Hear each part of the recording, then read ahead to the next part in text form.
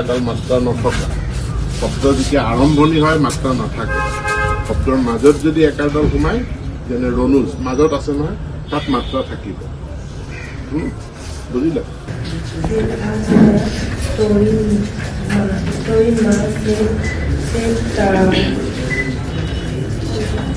Trisha. Trisha, how was? No, Trisha, commands. Trisha Carmona.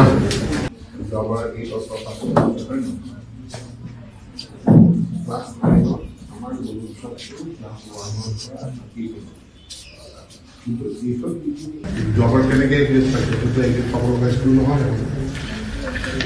এখন তো A grade Pablo guys school নহয় তুমি এবাৰ ভালকে চাও নাই এই কাৰণে মই যিসকল এক্সটাৰ্নেল ইভালুৱেটৰ বা বহিৰ মূল্যায়ক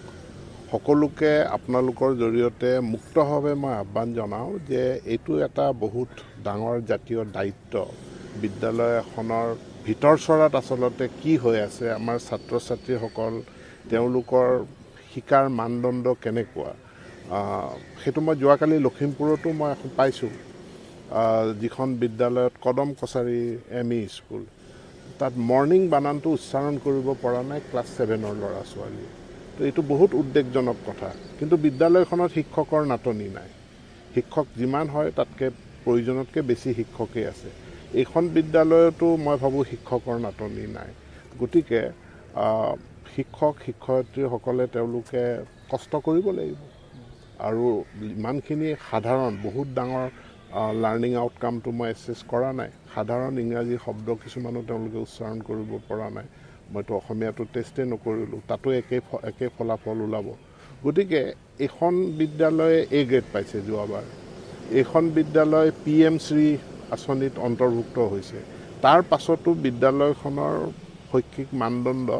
এনে হোৱাটো খুব দুখজনক কথা এইটো হোৱাটো অনুচিত মই ইন্সপেক্টৰ অফ স্কুলকো কৈছোঁ ইয়াৰ গুণোৎসৱটো হৈ যাব কিন্তু তাৰ পাছতো আমি ব্যৱস্থা গ্ৰহণ কৰিব লাগিব মই ডিচিকো কৈ যাম এখন বিদ্যালয়ৰ কথা গতিকে আহি আমি আৰু বেছি তদাৰক কৰিব লাগিব হয়তো এবাৰ আমি কিছু সংখ্যক বিদ্যালয়ত আমি গুণোৎসৱ ৰিপিট কৰিম আমি মানে 3 মাহ বা 4 মাহ আমি সময় দি তেওঁলোকক আমি ৰিপিট কৰিম কাৰণ তেওঁলোকে কৰিবই লাগিব গোটেই অসমত যদি হৈছে তে এখন বিদ্যালয়ত যদি এইটো ফলাফল হয় তে যোৱাবাৰত 8কে এখনটো এ গ্ৰেড পাবই নোৱাৰে